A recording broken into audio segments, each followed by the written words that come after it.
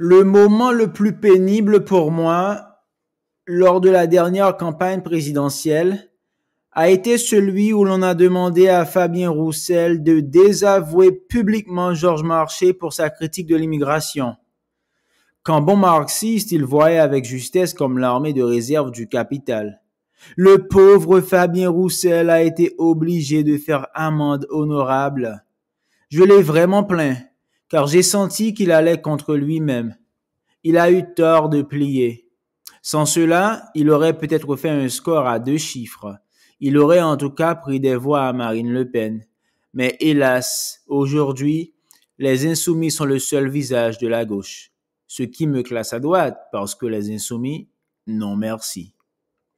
Michel Onfray, je suis d'accord avec vous sur cette idée qu'il y a encore une droite et une gauche, mais je ne définis pas les insoumis comme l'horizon indépassable de la gauche.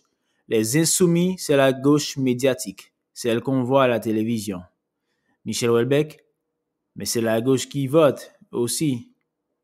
Michel Onfray, vous avez raison, mais ce n'est pas la gauche tout court. Je rencontre plein de gens de gauche qui me disent « Je n'en peux plus, ce n'est pas ma gauche, alors je ne vote plus ». Pour moi, la gauche est définie par Victor Hugo quand il veut sortir des mines les enfants qui y travaillent en raison de leur petite taille pour aller chercher le charbon dans les veines les plus étroites. Ma gauche dit, avec Victor Hugo, que les enfants, c'est fait pour être à l'école, pas dans les mines. Alors que la droite s'inquiétait à cette époque d'une perte de compétitivité face aux Anglais qui, eux, utilisaient toujours des enfants dans les mines.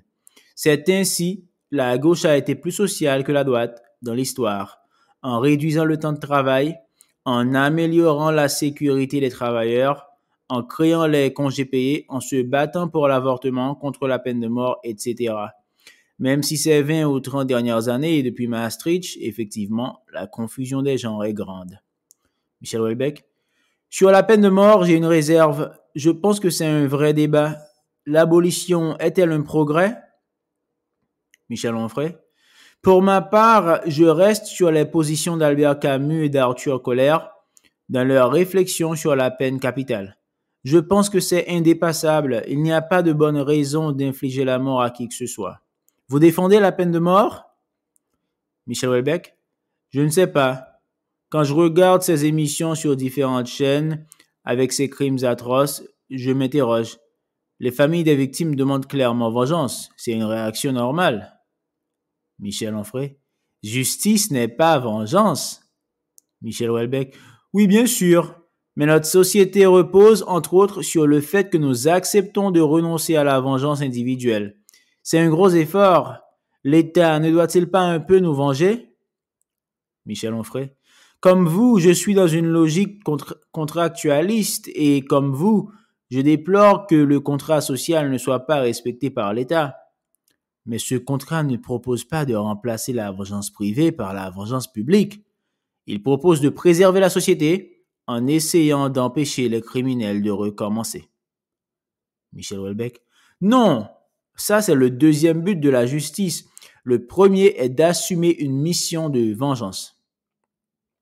L'intervention de l'État a pour conséquence que ce n'est pas une vengeance pure, c'est adouci par rapport à la loi du talion. La peine de mort est un adoucissement par rapport à une mort infligée après de longues heures de torture et d'actes barbares. Michel Onfray. Alors il fallait encore plus adoucir la justice. On l'a fait en abolissant la peine de mort. Michel Houellebecq. Je me demande si nous ne sommes pas allés trop loin. Michel Onfray. Je raisonne à partir de mon cas personnel. J'ai souffert dans mon enfance et je n'ai jamais pensé qu'infliger de la souffrance à ceux qui m'ont fait souffrir abolirait ma souffrance. Michel Houellebecq. Oui, mais beaucoup le pensent. Michel Onfray. Eh bien, ils ont tort. Vous avez perdu quelqu'un? Admettons qu'on décapite la personne qui a tué la personne que vous aimez. Il se passe quoi le lendemain? Houellebecq. Je vais quand même un peu mieux. Onfray. Ça ne ramène pas la personne que vous avez perdue. Houellebecq. Non, ça ne ramène personne, mais je sais que le coupable est mort. Ça rétablit un équilibre. Michel Onfray. Je pense que l'emprisonnement y suffit. Welbeck. Ça ne me paraît pas suffisant pour certains crimes. Michel Onfray. Dans les conditions actuelles, sans doute, nous vivons dans la jurisprudence de Michel Foucault, qui était très problématique de point de vue intellectuel. Il pensait que la société est toujours coupable, les criminels toujours des victimes. C'est dommage de construire un projet de société sur ces visions-là. Il faut repenser le système pénal de fond en comble. Quand on met des petits dealers, des petits cons à qui il manque surtout un coup de pied aux fesses, dans les mêmes prisons que des violeurs et des braqueurs, ce n'est pas possible. La décadence de notre société se constate aussi dans les prisons. Michel Houellebecq. Je vois les choses sous un autre angle. En général, je me positionne sur les questions morales en me demandant ce que je serais capable de faire moi dans la situation donnée. C'est la raison pour laquelle je suis hostile à la torture, alors que la peine de mort, je ne sais pas. Michel Onfray. C'est intéressant, car vous êtes en somme aux antipodes de Beccaria qui, lui, était contre la peine de mort, mais aussi, on l'ignore souvent, pour la torture. Michel Houellebecq. Je ne pourrais pas torturer. Par mon vague passé pied noir, je connais bien la question classique du terroriste qu'on arrête et qui ne veut pas dire où il a caché la bombe à retardement qui va sans doute exploser dans un dancing bondé, mutiler des jeunes filles. J'ai connu une femme qui avait perdu une jambe comme ça. N'empêche qu'en torturant, je pense qu'on sort de l'humanité, on se dégrade soi-même. Kant l'aurait dit en des termes plus clairs.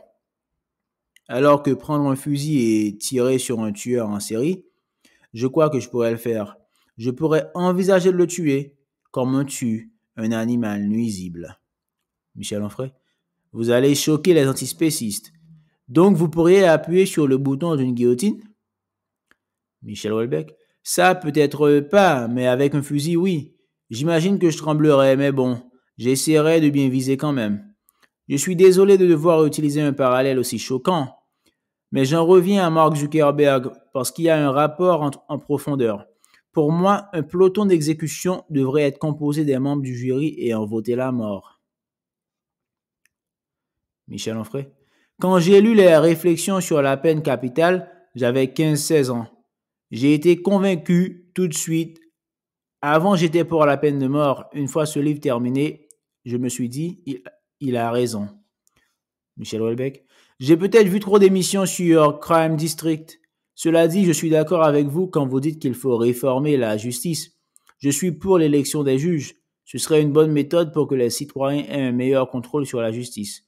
Cela me paraît même une mesure démocratique élémentaire.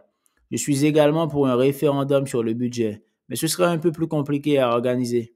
Un vote des citoyens pour définir quel budget ils veulent pour telle ou telle fonction, l'armée, la police, l'éducation nationale, la santé. On y verrait un peu plus clair. Michel Onfray. Vous êtes comme moi. Vous êtes populiste. Houellebecq. Ça me va. De droite. J'ai des doutes, mais populiste, ça me va. Le problème, c'est qu'en face, il n'y a pas de parti qui se définisse comme élitiste. Michel Onfray.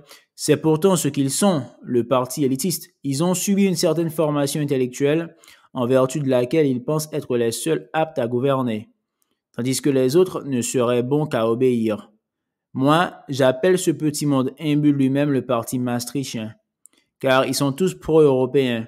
Et pour définir leur action, j'ai ressorti un mot que l'on trouve chez Gragus Babeuf, le mot populicide qu'il employait pour parler du massacre des Vendéens par les Jacobins. Le populicide aujourd'hui est moins sanglant, plus symbolique. Il est à l'œuvre quand les présidents restent en place après avoir perdu une élection législative et entrent en cohabitation. Et bien sûr, il est à l'œuvre en 2008 quand le Congrès approuve le traité de Lisbonne et annule le refus du peuple par référendum d'une constitution européenne. Giscard a pourtant reconnu lui-même dans Le Point que c'était le même texte. Houellebecq. Le seul pays du monde à ma connaissance où l'on tienne un peu compte de la vie de la population, c'est la Suisse. Or, la Suisse est-elle un pays mal géré? On peut difficilement le soutenir. Alors que dans un pays voisin, le nôtre, des énarques, qui sont sans doute très intelligents, prennent des décisions plus bêtes que celles d'une population censée être ignorante. Daniel Cohn-Bendit a dit un jour, on ne va quand même pas faire voter les gens à tout propos. Curieusement, j'aime bien Cohn-Bendit, mais il est symptomatique de l'arrogance d'une caste qu'il incarne à la perfection. Ses duos avec Luc Ferry sont un pur délice. Macron aussi a des vrais moments de mépris. Michel Onfray, voilà pourquoi mes amis et moi avons fondé Front Populaire, pour donner le moyen au peuple de résister à ce mépris. Et je constate que nous marquons des points, que nos idées sont reprises, nous progressons. On peut y